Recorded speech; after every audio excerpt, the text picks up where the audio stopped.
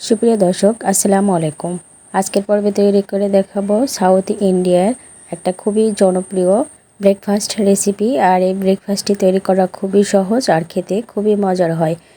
তো নাস্তাটি তৈরি করার জন্য এখানে আমি আতপ চাউল নিয়েছি 2 কাপ পরিমাণ। এখানে অবশ্যই আতপ চাল হতে হবে। আমি এখানে পোলাওয়ের চাল নিয়েছি, আপনারা যে কোনো চাল নিতে পারেন। তো এখানে আমি পরিমাণ মতো পানি দিয়ে ভালো করে 2-3 বারে পরিষ্কার করে ধুয়ে নেব। তো আমি চাউল 2 থেকে 3 বার ভালো করে পরিষ্কার করে ধুয়ে নিয়েছি। এখন ঢাকনা দিয়ে ঢেকে রেস্টে রেখে দিব 2 থেকে 3 ঘন্টার জন্য। আর 2 থেকে 3 ঘন্টা পরেই চালগুলো কিন্তু ফুলে উঠেছে। এখন আমি পানি ঝরিয়ে নিচ্ছি। আর পানিটা ঝরিয়ে নিয়ে এখানে একটা ব্লেন্ডার জারে সবগুলো চাল আমি একসাথে দিয়ে দিচ্ছি। আপনারা চাইলে 2 বারও করে নিতে পারেন।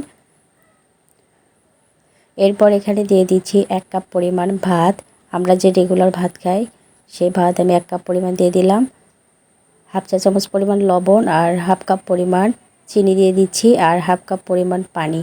এখন সমস্ত ব্লেন্ড করে নিচ্ছি। তো দেখতে পাচ্ছেন ব্লেন্ড করে নিয়েছি, একদম স্মুথ হয়েছে।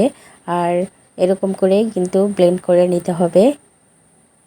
আর ঘনত্বটা দেখতে পাচ্ছেন খুব বেশি ঘন আবার খুব বেশি পাতলা করা যাবে না। তো এখন আমি এগুলোকে ভেজে নেব। ভেজে নেওয়ার জন্য আগে থেকেই প্যানে তেলটা গরম করে নিয়েছি। নিয়ে তো আমি এখানে ব্যাটারটা দিয়ে দিচ্ছি। আমি 3-4টে একসাথে দিয়ে দিচ্ছি। আর দেওয়ার সাথে সাথে দেখতে পাচ্ছেন ফুলে কিন্তু উঠেছে। আর ওপরে একটু তেল ছিটিয়ে দিবেন, এতে করে আরও বেশি ফুলে উঠবে। তো একবার যখন হয়ে আসবে তখন উল্টে দিতে হবে। তো এটা কিন্তু ভেজে নিতে খুবই একটা সময় লাগে না, খুবই অল্প সময়ে ভেজে নেওয়া যায়। তো উল্টে পাল্টে আমি ভেজে নিয়েছি। এখন আমি তেল থেকে উঠিয়ে নিচ্ছি।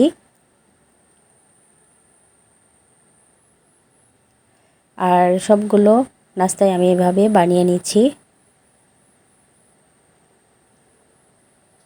তো সবগুলো নাস্তা বানিয়ে নিয়েছি। দেখতে পাচ্ছেন কতটা ধপধপে সাদা হয়েছে আর কত নরম নরম তুলতুলে হয়েছে। আর খেতেও কিন্তু খুবই মজার হয়।